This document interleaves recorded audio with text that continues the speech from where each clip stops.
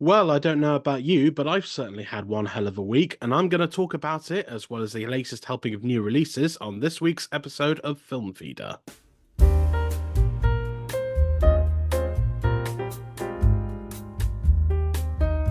Hello and welcome back to the show, or if you're listening for the very first time, then a warm welcome to you. This is the show where I, your film chef extraordinaire Jack Martin, lay into the biggest new films to coming to cinemas, streaming and on demand every week, as well as my own thoughts on a few of the main releases that are currently or about to be showing. Now, before we get into this week's episode, do make sure that you're giving us a follow on our social media channels, the handles and links to which you can find in the episode description. And if you want to support Film Feeder going forward, then I'd appreciate it if you've subscribed on Patreon at patreon.com/filmfeeder, where any and all paid members get exclusive treats like early access to episodes, the ability to vote on future episode topics, and a whole lot more. So once again, that's patreon.com/filmfeeder.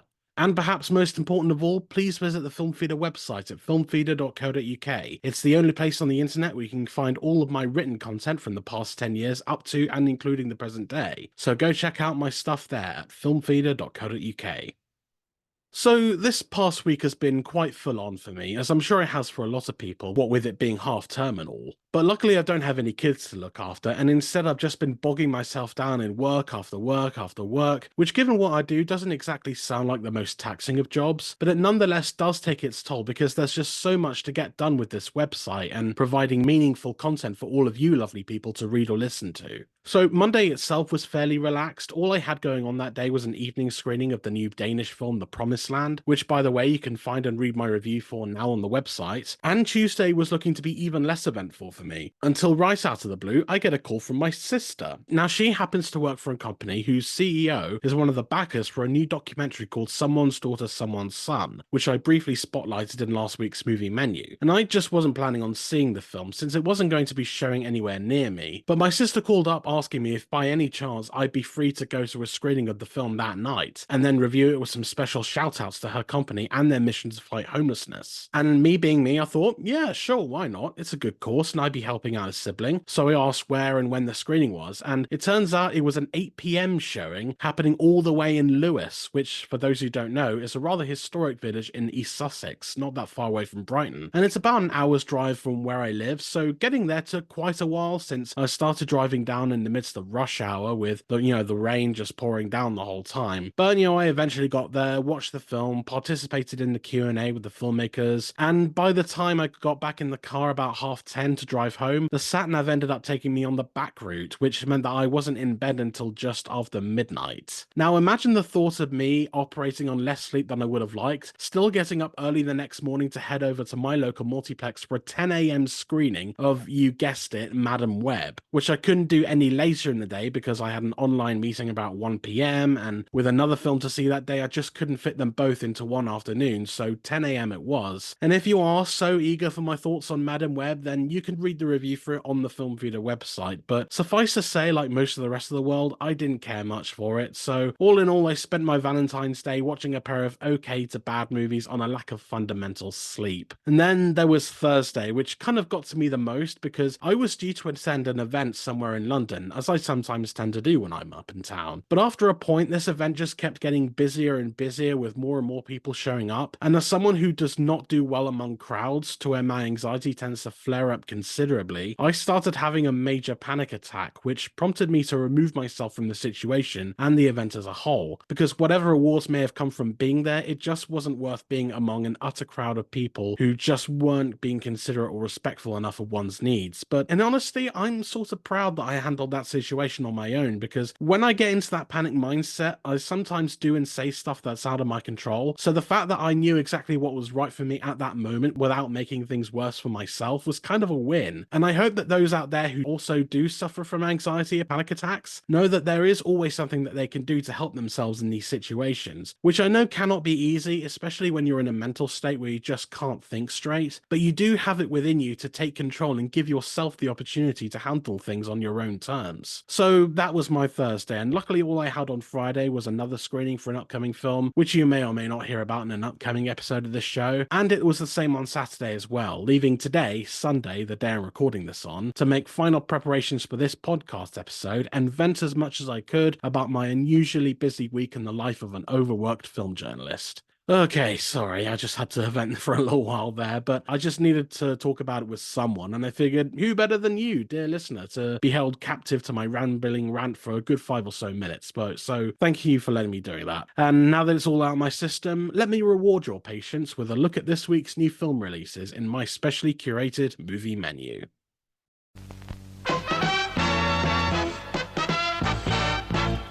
And now, preview time.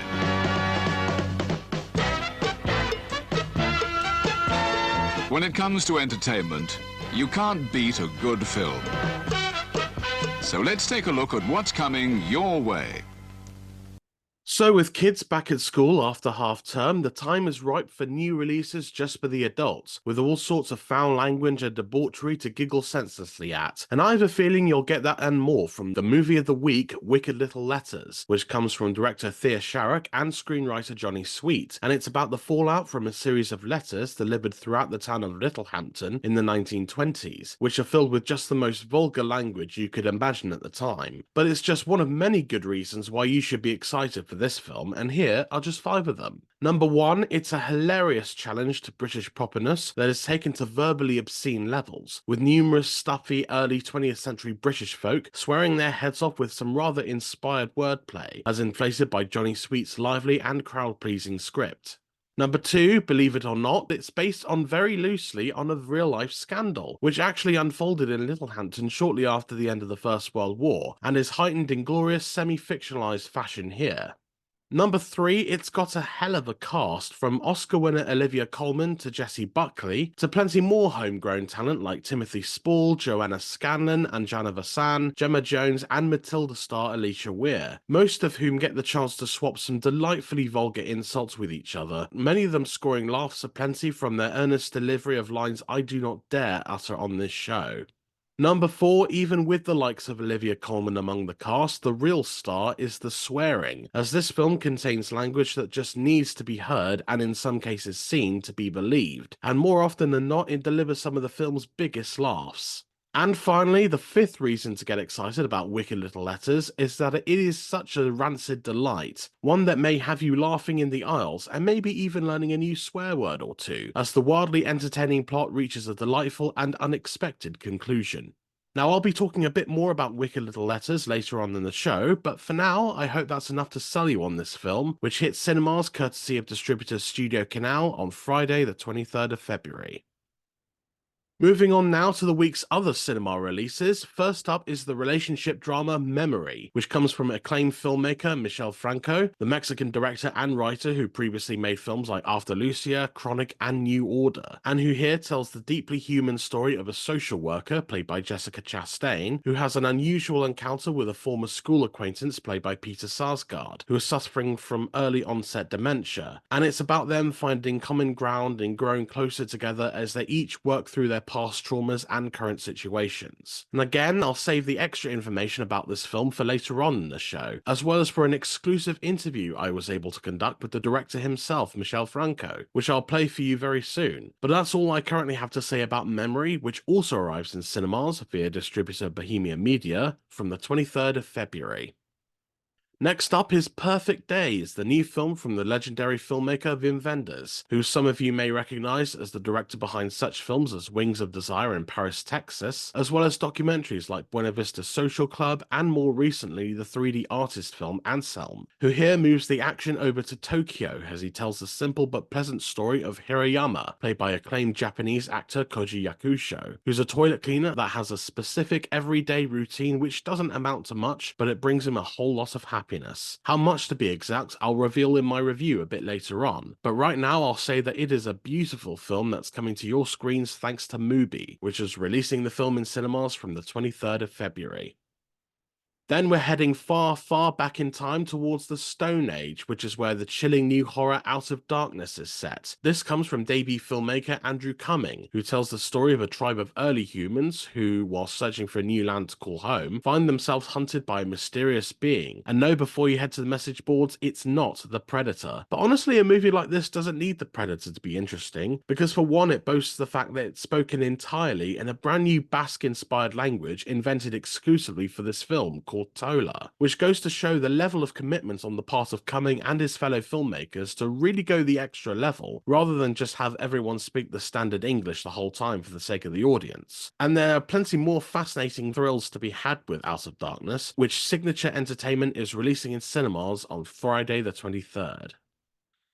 Next, we have a rather timely new drama from director Michael Winterbottom, the historical romance Shoshana, which is set in the Middle East during the 1930s, a time when Palestine was under heavy British occupation, and it follows a pair of English officers stationed in Tel Aviv, played by Douglas Booth and Harry Melling, who are searching for an elusive Zionist militant. But their search turns complicated when one of them falls for Irina Starchenbaum's Shoshana Borovchov, who happens to be the daughter of a Labour Zionist founder. As you can imagine, what with the war in the Middle East still raging on, there's a lot of unintended relevancy with this particular story, as it shows how the conflict between Israel and Palestine has been going on for decades, but at its heart is an engaging political thriller with a touching, if tragic, romance. So make sure you check out Shoshana, as released by Altitude Films from the 23rd. Following on from that, filmmaker Everardo Gonzalez presents a unique new vision of Mexican cartels in his new docudrama A Wolf Pack Called Ernesto, which is told through the perspective of a gang of under-18 sicarios, collectively known as Ernesto. Now it's interesting because to protect the young subjects' identities, Gonzalez has mounted cameras to the back of his subjects' heads, ensuring that we follow them throughout their dark journey without completely revealing their identity. And then the filmmaker blends the real-life stories he captures along the way with a semi-fictionalized tale that's no less steeped in reality. So make sure you experience the genre-defying film A Wolf Pack Called Ernesto, which comes from Sovereign Film Distribution, when it also comes to cinemas on the 23rd.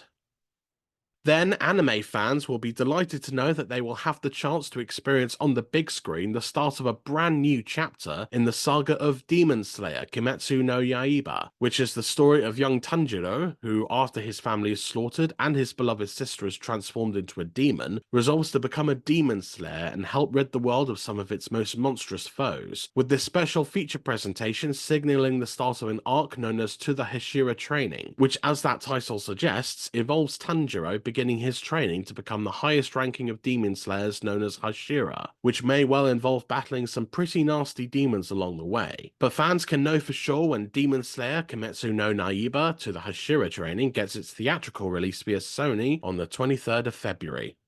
And the last major cinema release this week is a late edition, but certainly one that shines bright. It's American Star, the action thriller that stars Ian McShane as an aging hitman who travels to Fuerteventura for his final assignment. But when the target doesn't show up, McShane finds himself with some considerable downtime, where he befriends some locals and begins to reassess his life choices, until inevitably his old life creeps back at the most inopportune time, which may at first sound like typical assassin stuff, but a smart and soulful narrative as well as an all-timer performance by Ian McShane make it one that could very well hit its mark. So that's American Star, which Vertigo Releasing is bringing both to cinemas and to digital platforms where you can rent or buy it at home from the Friday the 23rd of February.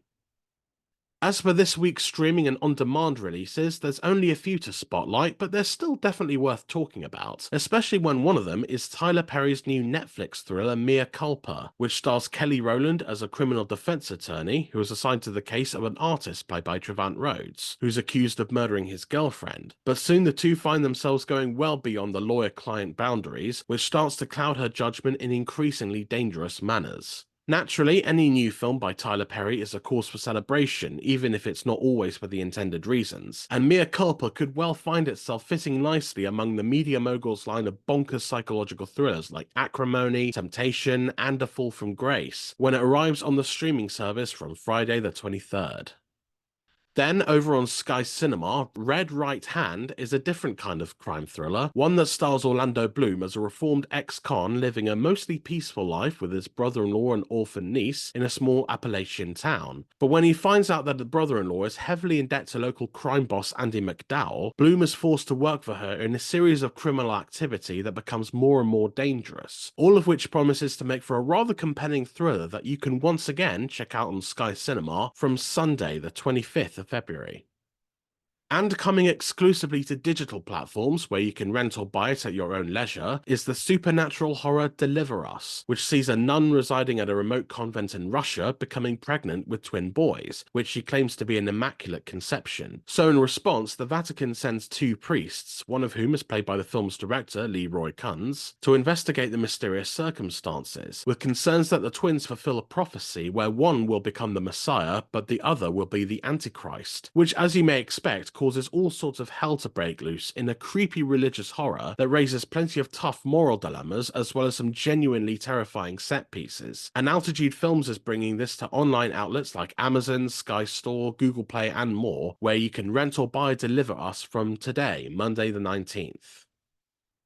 Finally, there's only one big re-release to spotlight this week, and when I say it's a good one, I mean it, because it happens to be one of my favourite films of all time. It's none other than Monty Python and the Holy Grail, the classic Arthurian comedy that is back on the big screen for its 48th and a half anniversary. And it's a hilarious tale of Graham Chapman's King Arthur and his various Knights of the Round Table, all played by fellow Pythons John Cleese, Eric Idle, Michael Palin, Terry Jones, and Terry Gilliam, the latter two having also directed the film, going on an epic quest to find the fabled Holy Grail, only to come across numerous setbacks along the way. So for me, this is probably the greatest straightforward comedy ever made, because there's not one line of dialogue or piece of physical humor that fails to get a laugh. And of all the Monty Python movies, I feel it has the best gags, the most memorable sequences, and it's by far the one I quote the most. But perhaps the core reason it means so much to me is that it really shaped my own personal sense of humor when I was younger, which all of the Python stuff has, from the TV shows to the movies, but this one in particular captured my imagination the most because it just revels in its uniquely silly humor without taking things too far, which to this day I am just so in awe of as someone with autism that otherwise wouldn't have been able to identify this kind of humor so eloquently. So as you can tell, I really do hold Monty Python and the Holy Grail close to my heart, and you too can check it out on the big screen when it begins showing in cinemas from Wednesday the 21st. So that does it for this week's movie menu. Hopefully you're now a bit more enlightened as to what you can expect to come to your screens over the next 7 days. And most importantly, I hope that you've managed to identify at least one movie on this list that you're eager to see at the earliest opportunity, which is honestly all that matters whenever I do this. But if you still want more details on just some of the week's new releases, then stick around because I'm about to go into a bit more analytical detail about them in my ever insightful reviews.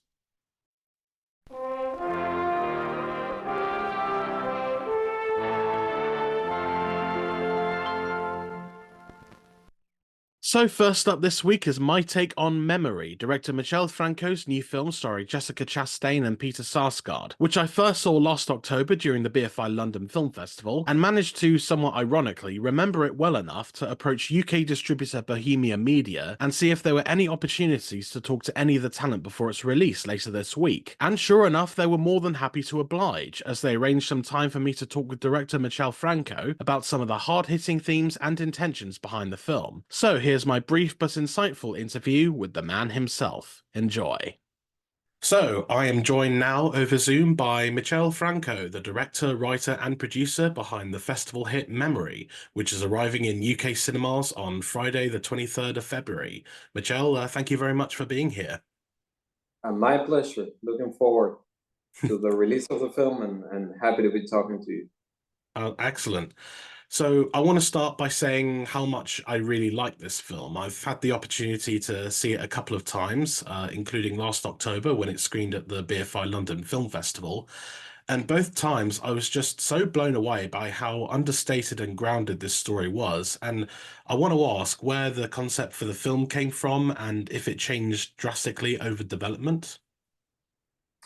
The point of departure, the idea came to me every time. It's different, but in this case it's just the scene, that moment where they run into each other at the class reunion and he follows her home, and I didn't know who were these people, but that's how it started, the process of writing this movie.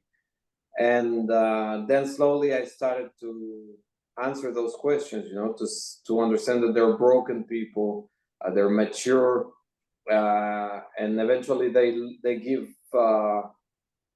love, or they decide to take a gamble, to risk, and to develop a friendship, a love relationship. But that I understood very, while answering all those questions. I like seeing broken people on screen. That's not often done. I don't know why. Well, it certainly works here. And I think everyone else who's seen this movie will agree that the lead performances by Jessica Chastain and Peter Sarsgaard are honestly incredible. What was the process between you and the actors to create these characters and the emotional arcs that they end up going on together? I guess it's first of all the script, but mostly good casting, finding the right actors that will take what's on the page and interpret that and make it their own, and making a lot more. They're always doing what's on the page, but they do it in ways that surprise me. And I encourage them to always speak their minds and to find different ways. I never over direct them, never tell them what to do. Every morning when we're about to shoot a scene, I start the other way around. I tell them, what do you imagine? How would you play it? And then I decide where the camera should be. And Memory is a film that tackles a range of complex subjects from past trauma to cognitive decline. And I appreciate that the film doesn't really offer any easy resolutions for many of these themes, nor does it go on a particularly conventional path. So how did you approach these topics without giving into many of the standard tropes that other films might be guilty of using? Thanks for saying that. Well, I hate when I'm looking at a movie and it's patronizing and they're telling me what to think and where to look, and there's like music to tell me this is a sad moment. I think film and good actors and the right camera position can provide a lot of space for the audience to figure out things for themselves. And a scene can contradict itself and be multi-layered. And if that's achieved on a few important scenes throughout a movie, I think the experience is a lot more satisfying. But I never do anything without a reason. There's always a point of view. There's always between the cinematographer and me, we understand why the camera is there, and we're not like in most productions just shooting coverage, everything from every end, which I find very unappealing. Yeah, I noticed you mentioned the music, the lack of non-diegetic score and the cinematography, and there's a lot. Those are things that I really appreciate about the filmmaking here, because there's an effective use of background noise in place of the non-diegetic score, and the cinematography I feel doesn't get a lot of credit for some very atmospheric static shots and use of depth of field. Most notably, the first time we see Peter Sarsgaard's character at the high school reunion. And then I'd like to ask how you utilize both of those things to create an effective audio-visual experience as well as an emotional one. Well, that's a good example, the one you just pointed out, because it's not just me and the cinematographer. The way it was scripted, Peter was supposed to be looking at her from across the room. That meant we were going to have to cut back and forth, which I don't like doing, but I didn't see any other solution. The way it was written, she would be uncomfortable because he was staring from across the hall. And then he told me, Peter, why would I not go to her? And it took me 5 seconds to say, then go to her. Let's do that. And I immediately understood then I could do it on a single shot. And then we found this device of him. And of course, this is a conversation, a two-side conversation. I'm talking with the actors, and I'm talking separately with the director of cinematography. So that's a good example of something that on the page was different, but I'm never imposing. I'm always wanting to find the best solution, the most interesting one. And that's a good example of it. I'm a strong believer that there's only one correct position for the camera in a room, and that's the whole, I think a director, a crew that doesn't understand that a producer should be doing something else. That doesn't mean you cannot cut 10 times. Like, Lars von Trier on Breaking the Waves would cut and jump cut different angles, but he always understands why every angle, he's saying something with every camera position, with every cut. He's getting you deeper into it. He's not just shoot the one that's talking, and the famous coverage. Who are you covering yourself from? I find it. You see what I'm saying? Like, you gotta have ideas as a director. Absolutely. And moving from that quite fully loaded question to a bit of a standard one, but what is something that you would like general audiences to take away after seeing this film? Well, first of all, a good cinematic experience. It should be unpredictable, and it should also be hard to explain. It should be about a lot of things, many things at the same time. But to try to be more concrete, Jessica always says maybe people should be kinder to each other. In big cities like New York, often you don't put yourself on the shoes of the people in front of you in the subway or anything like that. And I don't know, to see the private life of these two and the challenges they're facing, that's a nice thing to say. Why not? And my final question to you is something I like to ask everyone that I interview for this show, which serves up the latest film options every week. And basically, what was the last memorable film that you saw in a cinema, and what about it made it so memorable? I had such a busy year that there are like 10 movies that I want to see that I haven't seen that came out from Cannes and Venice.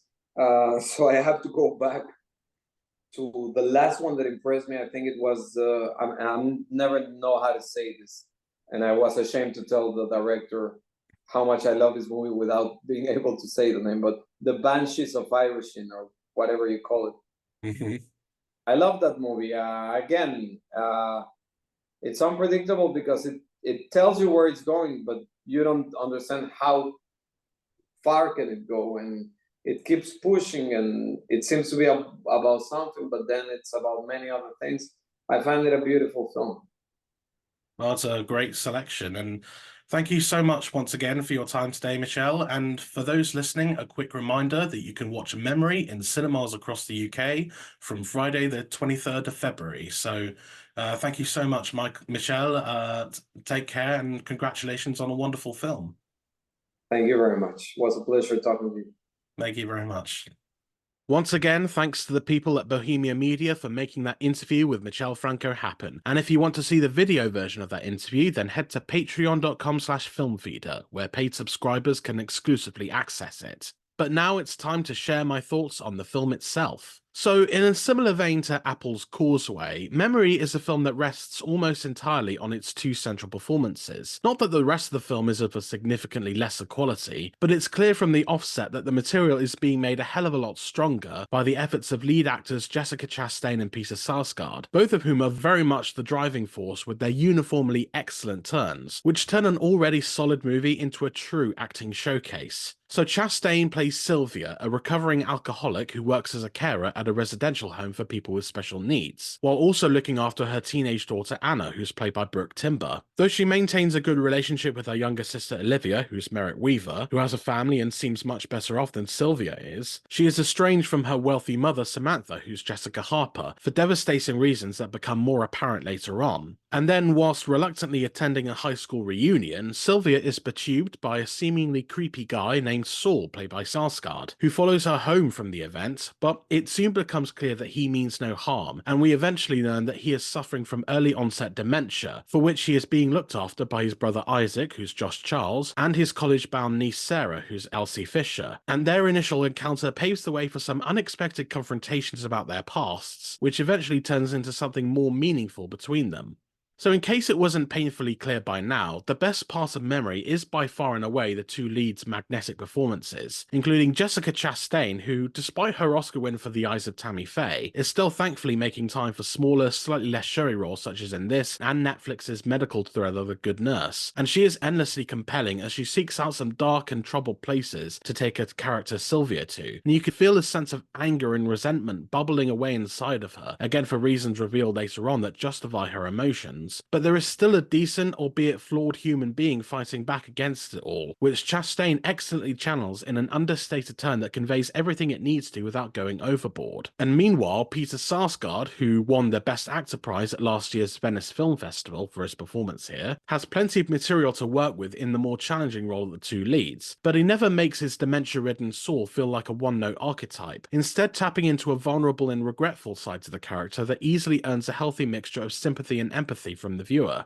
Sarsgaard gives an extraordinarily tender performance which humanizes a character that is staggeringly easy to get wrong, something that the actor avoids by focusing more on his frustrations that arise from his declining mental condition, to where you really do feel for this guy as he tries to make sense of his current circumstances and how he can move forward amidst them. And the movie surrounding these two fantastic performances is also quite strong, though it is clear that they are indeed the main driving force behind most of what is working about it, with Franco's script and direction taking a smooth, matter-of-fact approach to the storytelling, not spending too long on certain revelations, but still giving them enough time for them to land an emotional impact. But sometimes, though, the film will introduce a potential bombshell, only to then backtrack significantly in order to perhaps make a certain person more likable, like one accusation fairly early on at first seems to set the tone, but then it all turns out to be a misunderstanding and then all is fine once more. And then furthermore, it's the kind of film that comes to a complete stop just as things seem to be steering towards a more conventional conclusion, which can be abrupt and unsatisfactory in the eyes of some. But the filmmaking as a whole is solid enough to overcome some of its narrative hurdles, and Franco manages to give his film a steady beating heart that does make you really fall in love with these two characters and their ultimate dynamic. But it is the performances of Jessica Chastain and Peter Sarsgaard that are very much the combined central attraction, elevating the material more than it already has been to a level where it's impossible to not be moved in some way by their very real and quietly devastating turns. If nothing else, see Memory for them alone, but you might just be pleasantly surprised by the movie surrounding them as well, which is powerful enough to stay long in your mind afterwards. So for that, I'm going to give Memory 4 stars out of 5, which makes it a dish you'll be hungry for more of, and you can find it in UK and Irish cinemas from the 23rd of February.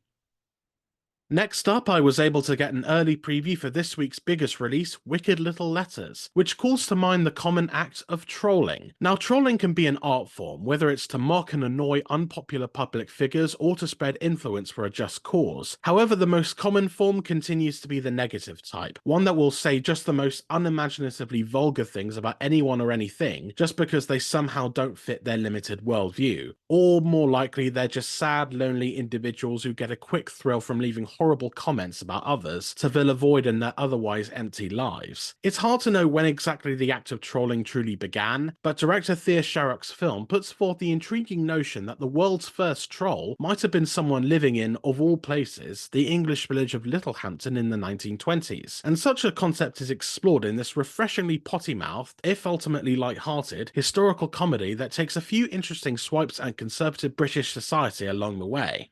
Based on a story that is, according to an opening title card, more true than you might think, the film is set in the town during the post-war years, where the reserved, God-fearing Edith Swan, played by Olivia Colman, who lives with her very controlling father Edward, who's Timothy Spall, is neighbours with Jessie Buckley's Rose Gooding, a recent Irish immigrant who is much more liberated and free-spirited than Edith could ever imagine herself to be. And the two of them were once close friends, but a snafu involving Rose's daughter Nancy, played by Alicia Weir from Matilda, drove them apart. And after Edith begins receiving a series of vulgar, foul-mouthed letters in the mail, she is quick to blame her rowdy neighbour who has a blue vocabulary to match what's in the letters. However, after Rose is arrested and charged with the crime, police officer Gladys Moss, who's Anjana Vasan, who herself has to deal with frequent jabs and harassment by her male colleagues, suspects that Rose might actually be innocent, and so she sets out to find the real culprit before their so-called wicked little letters, which eventually circulate throughout the town, begin throwing everything out of control.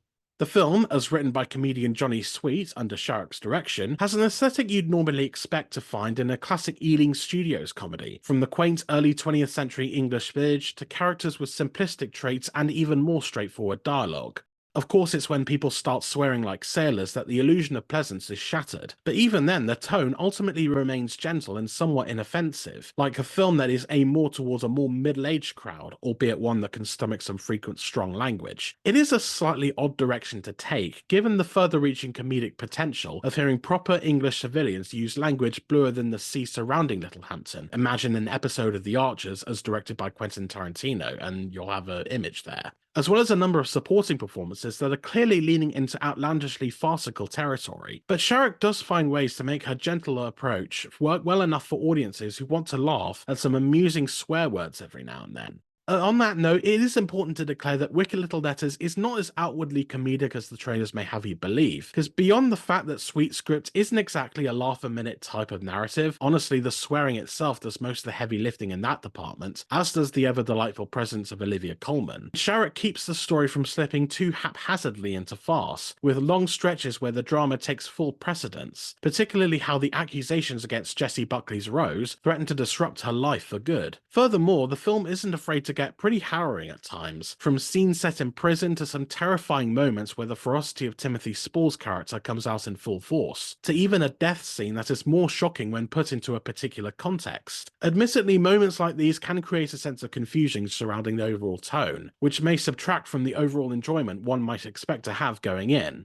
However, it's in these moments where the film also displays its brightest qualities, as they pave the way for some biting social commentary about patriarchal norms, and the consequences of being so reserved that the only outlet one has left is utter societal disruption. Case in point, the identity of the letter writer is revealed about halfway through the film, and it presents a truly interesting parallel to today's psychology behind the common internet troll, especially at a time when certain civilians were fully expected to be seen and not heard, even when they held reasonable positions of power. And whether or not their identity comes as a true surprise is ultimately down to the viewer, but the reveal does make a number of dynamics more engaging than had it been safer much later on, and it manages to keep the narrative and a certain sect of characters from becoming too one-note. In some ways, there are plenty of avenues where I personally feel that Wicked Little Letters could have taken some time to better flesh out, to where it might have worked as a Martin McDonagh-esque dark comedy about fractured neighbourly relationships and the damaging effects of strict patriarchal control. However, for what it is, the film works fine enough, with some light giggles coming from all the schoolground language being thrown about by a number of stuffy British types. And of course there are some top-notch lead performances by the reliable likes of Olivia Colman and Jessie Buckley to keep things at bay. As for its depiction of possibly the world's first instance of pure trolling, which 100 years later would become more commonplace but somehow less refined, it can't help but feeling a bit too tame for its own good. So all in all, Wicked Little Letters gets 3 stars, or the notion of being a decent stomach filler, for it is an amusing but tame historical comedy about an early form of common trolling, which tackles some interesting themes amidst a wobbly and ultimately inoffensive tone, barring the foul language that carries much of the light comedy, as do some bright performances by Coleman and Buckley, so make sure you keep an eye out for it when it also comes to cinemas on the 23rd.